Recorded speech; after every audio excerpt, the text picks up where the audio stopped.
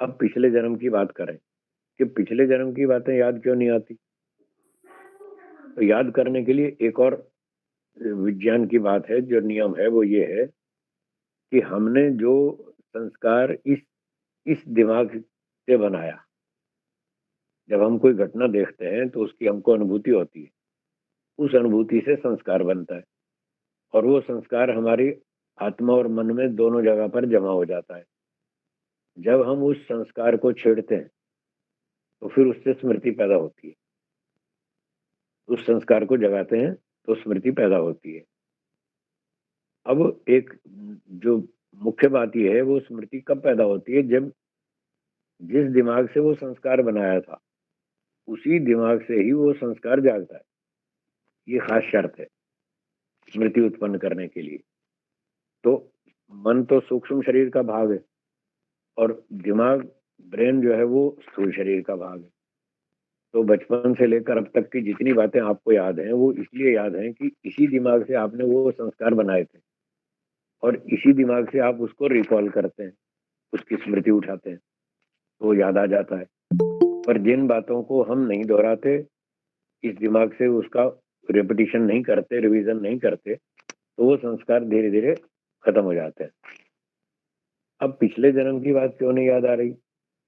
इसलिए याद नहीं आती कि पिछले जन्म में जो दिमाग था हमारे पास, जिस दिमाग से पिछले जन्म की घटनाएं हमने अनुभव की थी, और उस दिमाग से तो हम पिछले जन्म में तो याद कर लेते थे, जैसे हम कर रहे हैं। इसी जन्म की बातें इसी दिमाग से संस्कार बनाए, इसी दिमाग से हमने उसको स्मृति उत्पन्न कर ली। परंतु पिछले शरीर में जो दिमाग था हमारे पास, वहां जो घटनाएं हुई और जो उसका संस्कार बना, उसको रिकॉल करने के लिए वही दिमाग चाहिए। जब हम अगले शरीर में आ गए तो वो पिछले जन्म का दिमाग तो आया नहीं हमारे साथ, वो तो खत्म हो गया वहीं। इसलिए उस दिमाग की अनुपस्थिति के कारण हम पूर्व जन्म की बातें यहाँ पर याद नहीं कर सकते। ये कारण है, जो बिल्कुल वैज्ञानिक कारण है। तो इस प्रकार से हम पूर्व जन्म की बातों को याद नहीं कर सकते।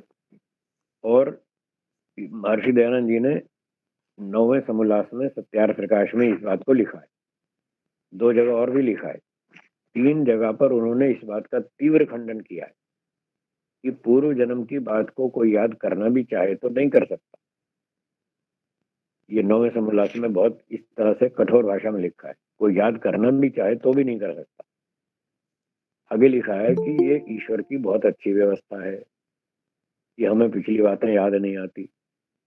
आगे लिखते हैं, इसी से जीवात्मा सुखी है, तो अन्यथा पूर्व जन्म के दुखों को देख देख कर दुखी होकर मर जाता। तो भगवान ने बहुत अच्छा किया, पिछले जन्म की बातें सब भुला दी।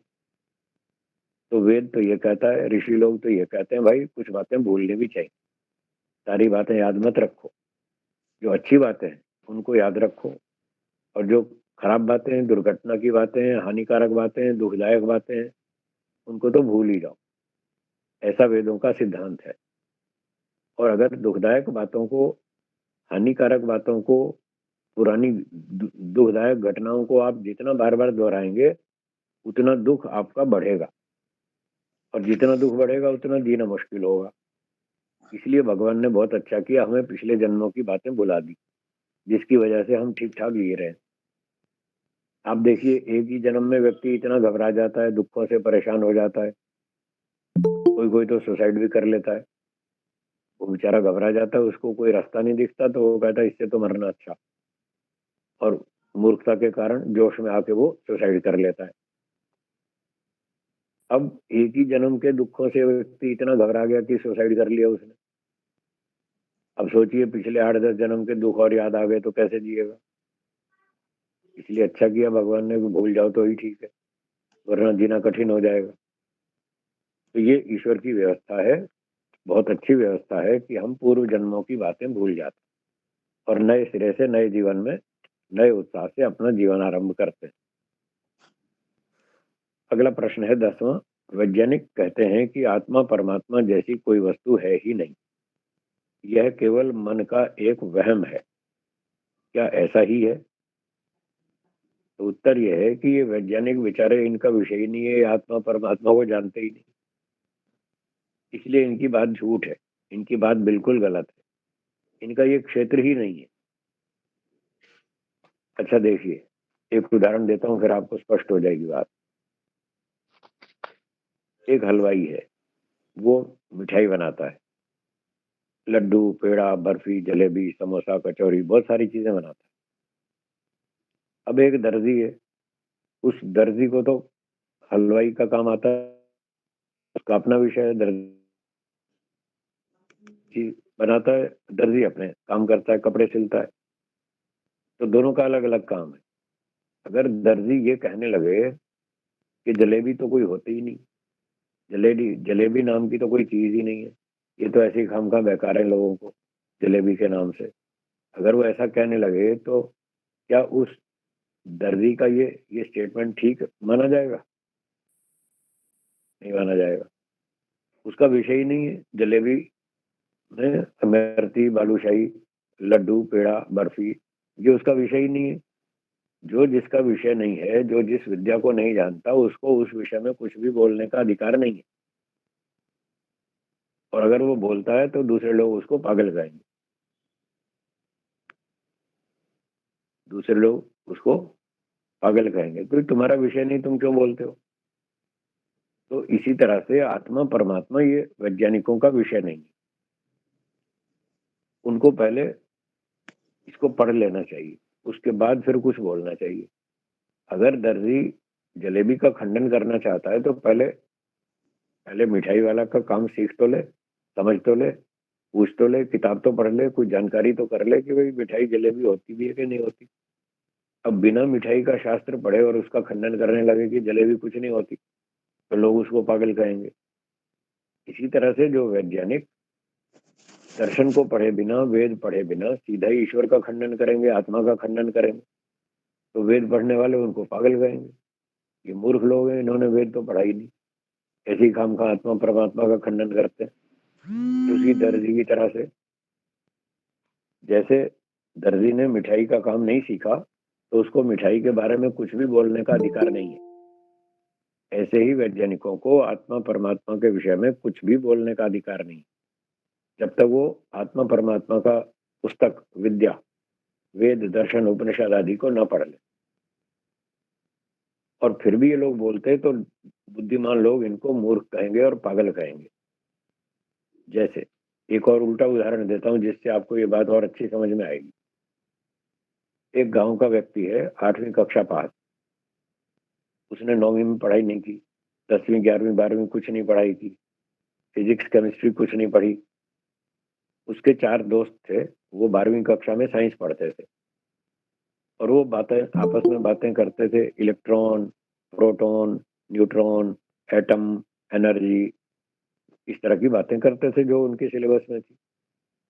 वो जो 8वीं कक्षा पास विद्यार्थी था, उसने फिजिक्स, केमिस्ट्री तो पढ़ी नहीं, और वो बस उनकी सुनी सुनाई बातों को सुन करके क्या बोलता है, वो कहता है इन लोगों का दिमाग खराब है, ये खामखा इलेक्ट्रॉन के पीछे पड़े हैं। क्या इलेक्ट्रॉन? इलेक्ट्रॉन कुछ होता ही नहीं, ना कोई प्रोटॉन होता है ना इलेक्ट्रॉन होता है, ये खामखा दिमाग खराब है इनका, ऐसे ही बोलते रहते हैं। जब वो 8वीं पास व्यक्ति बिना साइंस पढ़े ऐसा स्टेटमेंट देगा कि ना कोई इलेक्ट्रॉन है ना कोई प्रोटॉन है, तो लोग उसको समझदार कहेंगे या पागल कहेंगे? पागल कहेंगे। भाई तुमने साइंस पढ़ी नहीं, तुम इलेक्ट्रॉन का खंडन कैसे करते हो? पहले साइंस पढ़ लो फिर बोलना जो बोलना हो। तो इस उदाहरण से क्या पता चला कि जब तक आप साइंस नहीं पढ़ते तब तक आप इलेक्ट्रॉन, एनर्जी, एटम का खंडन नहीं कर सकते। पहले उस किताब को पढ़ो फिर बोलो जो बोलना हो। जब आप पढ़ लेंगे तो आप बोलेंगे ही नहीं, क्योंकि किताब में आपको समझ में आ जाएगा कि इलेक्ट्रॉन भी होता है, प्रोटॉन भी होता है, एटम भी होता है, एनर्जी भी होती है, सब समझ में आ जाएगा, फिर आप नहीं खंडन करेंगे। तो ठीक इसी तरह से जिसने वेद नहीं पढ़ा और वो वेद पढ़े बिना, दर्शन पढ़े बिना आत्मा परमात्मा का खंडन करे, तो उसको भी वैसे ही कहेंगे पागल आदमी। पहले वेद तो पढ़ लो फिर खंडन कर लेना, और जब वेद पढ़ लेगा, दर्शन पढ़ लेगा, तो समझ में आ ही जाएगा कि हाँ आत्मा भी है और ईश्वर भी है। तो ये वैज्ञानिक लोग ऐसे ही खामखा फालतू बोलते हैं। उन लोगों से हमारा निवेदन है कि आप अपनी इज्जत का ख्याल करें, अपनी इज्जत बचाएं, बिना वेद पढ़े फालतू ना बोले, वरना लोग आपको पागल और मूर्ख कहें। अपनी जान बचानी हो, इज्जत बचानी हो, तो या तो मौन रहें या वेद पढ़ने के बाद बोलें जो बोल रहा हूँ। तो ये वैज्ञानिकों की बात हो गई। अब अगला प्रश्न है कि कुछ लोग मरे हुए पूर्वजों की आत्माओं को बुलाकर उनके साथ लोगों की बात भी करवाते हैं, उन्हें शांत करने की विधि भी करते हैं। क्या ये सत्य है? ये बात झूठ है। मरने के बाद तो आत्मा बेहोश हो जाता है और बेहोश होते ही ईश्वर उसको अपने कब्जे में ले लेता है और तत्काल 1-2 मिनट में उसको अगले जन्म में भेज देता है, जहां भी पहुंचाना हो। जैसे थोड़ी देर पहले मैंने कहा था, अमृतसर से उठा के भोपाल में पहुंचा दिया, किसी को चंडीगढ़ से बेंगलोर पहुंचा दिया, उसके अगले जन्म में। वो तो 1-2 मिनट में हो जाता है। तो वो कोई आत्मा भटकती नहीं, कोई भूत प्रेत नहीं, कोई पागल नहीं, कोई कुछ नहीं। तो उसको कौन बुलाएगा? कहाँ से बुलाएगा? कैसे बुलाएगा? तो ये सब झूठी बातें हैं। कोई आत्माओं को नहीं बुला सकता, ना कोई बात करवा सकता। जो लोग ऐसा दावा करते हैं कि हम आत्माओं को जानते हैं, हम आत्माओं को बुलाना जानते हैं, हम उनसे बातें करवा देते हैं, हम आत्माओं को शरीर में डालना जानते हैं, निकालना जानते हैं, जो इस तरह के दावा करते हैं, तो उनके विषय में मेरा एक प्रश्न है, आप सोचिए। ऐसे लोग जो दावा करते हैं हम आत्माओं को बुला लेंगे, तो उनसे मैं ये पूछता हूँ, अगर उनकी माता की पिता की मृत्यु हो जाए, तो अपने माता पिता की आत्मा को वापस बुला लेंगे? अपने माता पिता को वापस जीवित कर लेंगे उनकी आत्मा को बुलाकर? क्यों जी? आचार्य जी, धर्मवीर जी, बुला लेंगे क्या? हाँ या ना? नहीं बुला पाएंगे। तो इससे क्या सिद्ध हुआ? जब वो अपनी माँ की आत्मा को नहीं बुला सकते, अपने पिता की आत्मा को नहीं बुला सकते, तो दूसरे की आत्मा को तो क्या बुलाएंगे? क्या उनको अपने माता पिता से प्रेम नहीं है? अपने माता पिता को जीवित देखना नहीं चाहते? अगर देखना चाहते हैं, उनको अपने माता पिता से प्रेम है, तो पहले अपनी माँ की आत्मा तो बुलाओ वापस। जो अपनी माँ की आत्मा नहीं बुला सकते, दूसरे की क्या बुलाए? तो आप बुद्धि से सोचें, ये सब झूठ है, पाखंड है, और ये ड्रामा है, नाटक है। लोगों को बेवकूफ बनाते हैं, मूर्ख बनाते हैं, बहकाते हैं, उनसे पैसा ऐंठते हैं और उनको भ्रांतियों में रखते हैं। इसलिए किसी में इतना सामर्थ्य नहीं है कि कोई आत्मा को वापस बुला ले। और वो तो आत्मा तो चली गई, दूसरे शरीर में चली गई, वापस थोड़ी आएगी। ये सब झूठी बात है। अगला प्रश्न 12वां, कुछ लोग हरिद्वार, गंगा, गया, उज्जैन आदि में जाकर अपने मृतक पितरी आत्माओं का तर्पण भी करते हैं। ये तर्पण क्या विधि है? ये भी ऐसा ही पाखंड है। अभी तो मैंने कहा 2 मिनट में उसका अगला जन्म हो जाता है। तो वहाँ हरिद्वार, गंगा, उज्जैन में जाकर के वहाँ क्या होने वाला है? कुछ नहीं। वो पंडित लोग हैं, केवल जनता को मूर्ख बनाते हैं, उससे पैसे ऐंठते हैं। केवल पैसे लूटने का पाखंड है और कुछ नहीं। वहाँ कोई आत्मा की तृप्ति नहीं होती, कोई आत्मा वहाँ भटकती नहीं। सबकी आत्मा हरिद्वार क्यों जाएगी? वहाँ कोई आत्माओं का व्यापार चलता है, कोई बाजार लगा है? जैसे सब्जी मंडी होती है, सारी सब्जियां बिकती हैं, तो आत्माओं की मंडी थोड़ी लगी है हरिद्वार में, जो आत्माओं की वहां पर हरिद्वार में उनकी जाके तृप्ति कराएंगे, उनका तर्पण कराएंगे। ये सब झूठ है, पाखंड है। वहां जाकर कुछ नहीं होने वाला। वो तो 1-2 मिनट में उसको अगला जन्म मिल गया, खत्म हो गई बात। तो ऐसे पाखंड से बचें। प्रश्न 13, क्या केवल मनुष्यों में ही आत्मा होती है? जी नहीं, आत्मा सब प्राणियों में होती है। मनुष्य, पशु, पक्षी, कीड़े मकोड़े, वृक्ष, वनस्पति, व्हेल, मछली और समुद्री जीव जंतु जितने हैं, जंगल में जितने जानवर हैं, और छोटे छोटे बैक्टीरिया होते हैं, वायरस होते हैं, उनमें भी आत्मा होती है।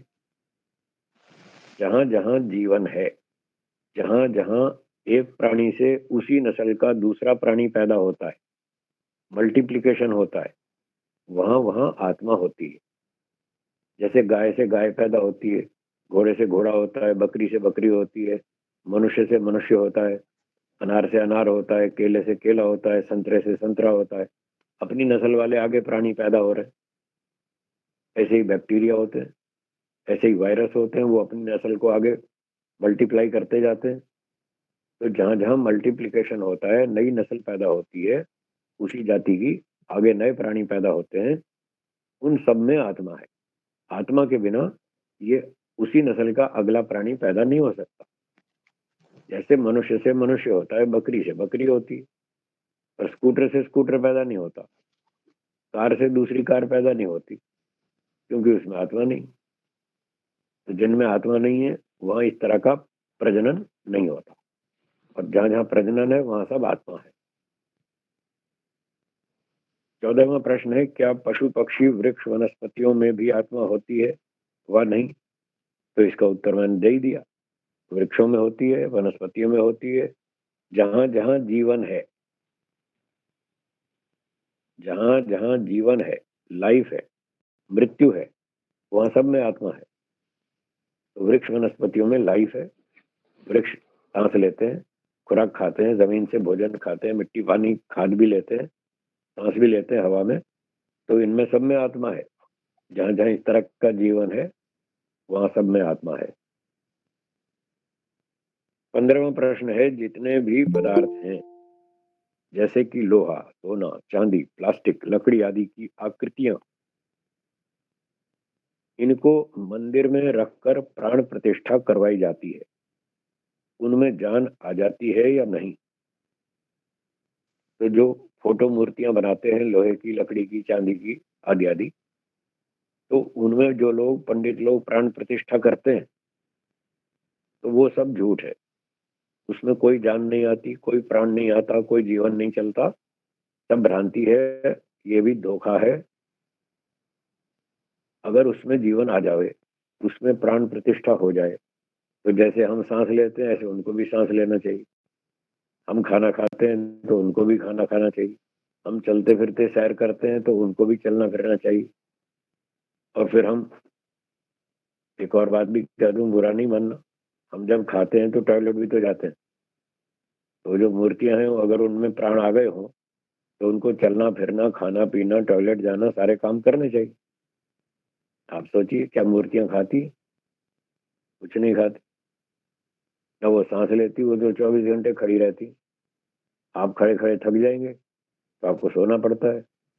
अगर उन मूर्तियों में जान आ गई होती तो वो भी थक जाती और वो सो जाती, पर वो सोती नहीं, उठती नहीं। अब जो मूर्तियां हैं, कुछ लोग ऐसा मानकर भ्रांति से उनको रात को सुलाते भी हैं, बिस्तर भी लगाते हैं, कंबल भी लगाते हैं, ठंडी में रजाई भी उड़ाते हैं, और गर्मी में एसी भी लगाते हैं। बताओ कितनी अविद्या है।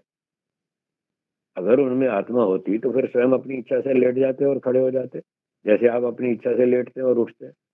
और मूर्तियां तो नहीं उठती। अब कई लोग वहां दातुन भी रख देते हैं, उनको दातुन भी कराते हैं, स्नान भी कराते हैं, कपड़े भी पहनाते हैं, पूरा मनुष्यों जैसा व्यवहार करते हैं। जबकि यदि उनमें आत्मा होती तो वो सारे काम स्वयं करते, जैसे आप करते हैं, हम करते हैं। हमें आत्मा है तो हम सारे काम स्वयं करते हैं। तो जहां जहां मूर्तियों में अगर आपको ऐसा दिखाई दे कि ये मूर्ति स्वयं सो रही है, स्वयं जाग रही है, स्वयं दातुन मंजन कर रही है, और स्वयं मिठाई खा रही है, स्वयं भोजन खा रही है, और टॉयलेट भी जा रही है, तो वहां वहां मान लीजिएगा कि हाँ उसमें आत्मा आ गई है, उसमें प्राण प्रतिष्ठा हो गई। और अगर मूर्तियां ऐसा नहीं कर रही तो मतलब साफ है, बच्चा भी समझ लेगा कि इसमें आत्मा नहीं है। अब एक माता जी अपनी बहू को मंदिर में ले गई, नई नई बहू आई थी, तो बहू को बोला बेटा चलो मंदिर चलेंगे। उसने कहा ठीक है माता जी। तो बहू को ले गई मंदिर में, तो देखा वहां पर वो शेर थे गेट के ऊपर, दो बड़े बड़े शेर, पत्थर के शेर। तो बहू ने कहा माता जी ये तो शेर खड़े हैं, हमको खा जाएंगे। तो उसकी सास ने कहा तू भी कैसी आई है, कैसी भोली बहू है, ये पत्थर के शेर हैं, ये क्या खा जाएंगे हम, ये हमारा कुछ नहीं बिगाड़ सकते, चल चल अंदर चल, डर मत। तो उसने कहा ठीक है। फिर वो अंदर चले गए। फिर जो आगे देवी थी, मूर्ति, भगवान की मूर्ति, देवी माता जी की कोई मूर्ति थी, कोई कृष्ण जी की मूर्ति थी। अब कृष्ण जी तो गाय पालते थे, गोपालक थे, तो गाय भी थी उनके साथ, गाय की मूर्ति भी थी। तो फिर कहने लगी बहू कि माता जी गलती करी, सामने गाय है, घर से बाल्टी नहीं लाए, बाल्टी ले आते तो अच्छा होता, थोड़ा दूध तो ले लेते गाय का। वो मट्टी की गाय थी। तो सास ने फिर कहा तू तो कैसी बोली बहू आई है, ये तुझे दिखता नहीं है मट्टी की गाय ये दूध देती है क्या? ये मट्टी की गाय दूध नहीं देती, वो तो असली गाय देती है। तो बहू ने कहा अच्छा ठीक है माता जी, कोई बात नहीं। फिर जब थोड़ी देर बाद माता जी ने, सास ने कहा कि चलो अब देवी माता को प्रणाम करो, कुछ नमस्ते करो, कुछ आशीर्वाद ले लो। तो अब फिर बहू ने कहा कि जब मट्टी का शेर हमको खा नहीं सकता, ये मट्टी की गाय हमको दूध नहीं दे सकती, तो ये मट्टी की देवी क्या आशीर्वाद देगी, इसको नमस्ते करने से क्या लाभ? तो उसकी सास की आंख भी खुल गई कि हाँ बात तो ठीक कर रही है। जब मट्टी का शेर खा नहीं सकता, मट्टी की गाय दूध नहीं दे सकती, तो ये मट्टी की देवी हमारे को क्या आशीर्वाद देगी? तो इस तरह से हमको समझना चाहिए कि अगर वो चेतन है, उनमें आत्मा है, तो जैसे आप और हम करते हैं, और ये सब कोई फोटो मूर्ति ऐसा स्वयं कोई कार्य नहीं करती। इससे पता चलता है उसमें कोई आत्मा, कोई प्राण नहीं आया। और एक प्रयोग करना हो तो कर लीजिएगा, बाजार से 10 मूर्तियां ले आओ एक जैसी, 100% एक जैसी 10 मूर्तियां ले आओ, और फिर 3 मूर्तियों में प्राण प्रतिष्ठा करवा लो, और साथ में मत करवाओ। उन तीनों को फिर उन 7 के साथ जोड़ के घुला मिला के सारी वापस 10 इकट्ठी कर दो। अब उस प्राण प्रतिष्ठा वाले से बोलो भाई ढूंढ के बताओ तुमने किस में प्राण प्रतिष्ठा की थी। वो खुद ही नहीं ढूंढ पाएगा मैंने किस में की थी, क्योंकि अगर की होती तो फिर वो 10 में से 3 तो चलनी चाहिए ना, हिलनी चाहिए। कोई भी नहीं हिलती, यूं की यूं खड़ी है 10 की 10। वो खुद नहीं पहचान पाएगा मैंने किस में प्राण प्रतिष्ठा की थी। और एक और बात, मान लो वही जो प्राण प्रतिष्ठा करने का दावा करता है, उस व्यक्ति की भी माता की मृत्यु हो जाए, तो हम कहेंगे भाई आप तो प्राण प्रतिष्ठा करना जानते हैं, तो ये माता जी की मृत्यु हो गई तो इनकी प्राण प्रतिष्ठा वापस कर दो ना। तो अपनी माँ की प्राण प्रतिष्ठा वापस कर देगा? नहीं कर पाएगा। जिस माता जी के शरीर में 70 साल तक प्राण चलते रहे, 70 साल तक माता जी जीती रही, 70 साल तक सांस चलती रही, उसमें वो वापस प्राण प्रतिष्ठा तो कर नहीं पा रहा। और जिस पत्थर की मूर्ति में आज तक एक बार भी सांस नहीं चली, उसमें कैसे प्राण प्रतिष्ठा कर देगा वो? तो ये सब भ्रांति की बातें हैं, धोखा देने की बातें हैं। इन बातों से बचें, सावधान रहें, बुद्धिमत्ता से काम लें। किसी मूर्ति में, किसी भी व्यक्ति में इतनी क्षमता नहीं है जो किसी फोटो मूर्ति में प्राण प्रतिष्ठा कर सके। चलिए, अगला प्रश्न है 16वां।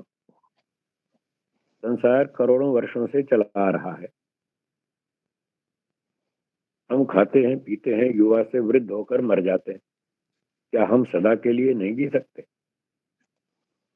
बिल्कुल नहीं जी सकते। संसार के नियम है, जो चीज बनती है वो टूटती है। तो शरीर भी ऐसा ही है, वो भी उत्पन्न होता है तो वो भी मरेगा। करोड़ों साल तक नहीं जी सकते। कार बनती है वो टूट जाती है, ट्रेन बनती है वो टूट जाती है, समुद्री जहाज बनते हैं वो टूट जाते हैं, स्कूटर बनता है वो टूटता है, मकान बनता है वो टूटता है। जो भी चीज बनती है सबकी सब टूटती है। तो हमारा शरीर भी तो बना है ना, एक दिन ये भी टूटेगा। और हर वस्तु की अपनी क्षमता होती है, उतने वर्ष तक ही वो वस्तु चलती है। तो प्राणियों के शरीरों की क्षमता अलग अलग है। अब जैसे मक्खी मच्छर है वो 100 साल नहीं जी सकता, चींटी है ये 100 साल नहीं जी सकती, उसकी क्षमता कम है, वो थोड़े दिन में मर जाती है। फिर बिल्ली है वो 5-6 साल जी लेती है, कुत्ता है 10 साल जी लेगा, 12 साल जी लेगा। फिर गाय है वो 20 साल जी लेगी, घोड़ा है और 20-25 जी लेगा, और मनुष्य 70-80-100 साल जी लेगा। आखिर कभी ना कभी तो उसकी भी सीमा आ जाएगी, उसकी क्षमता समाप्त हो जाएगी, और फिर उसकी मृत्यु होगी। तो हम करोड़ों साल तक नहीं जी सकते, हमारे शरीर की क्षमता इतनी नहीं है। 17वां प्रश्न है, हम आत्मा हैं, तो इस शरीर में हम कहाँ रहते हैं? तो उपनिषदों में लिखा है, हृदय ही ऐसा आत्मा। आत्मा हृदय में रहता है। ये जो छाती में हृदय है, यहाँ बल्कि एक तो वो पंपिंग हार्ट है जो ब्लड सप्लाई करता है, खून को धक्का मारता रहता है, ब्लड को धक्का मारने वाला हार्ट, हृदय। तो आत्मा कभी वहां रहता है, अथवा छाती के बीच में जो गड्ढा सा है, इसको भी हृदय स्थान कहते हैं। तो कुछ विद्वानों का मत है कि यहाँ हृदय स्थान में रहता है, और फिर उपनिषदों में तो लिखा है कि वो 24 घंटे एक जगह नहीं रहता है, वो स्थान बदलता रहता है। एक उपनिषद में लिखा है कि कभी वो आंख में आ जाता है, कभी वो दाईं आंख में बैठ जाता है, कभी बाईं आंख में बैठ जाता है। तो ऐसे वो स्थान बदलता रहता है। कभी कंठ में आ जाता है, कभी वो ऐसे पूरे शरीर में घूमता रहता है। एक बृहदारण्यक उपनिषद में लिखा है कि वो सारे शरीर में घूमता रहता है, जहाँ इच्छा हो वहां घूमता रहता है। जैसे एक उदाहरण दिया है कि एक राजा होता है, वो अपने राजधानी में घूमता रहता है, चक्कर लगाता रहता है, देखता रहता है कहाँ पर क्या हो रहा है, व्यवस्था ठीक है नहीं है। अपने प्रधानमंत्री जी भी घूमते रहते हैं देश भर में, विदेश भी जाते हैं, तो एक जगह नहीं बैठे रहते। तो जैसे हम अपने घर में 24 घंटा एक कमरे में नहीं रहते, हम अपने घर में भी घूमते रहते हैं।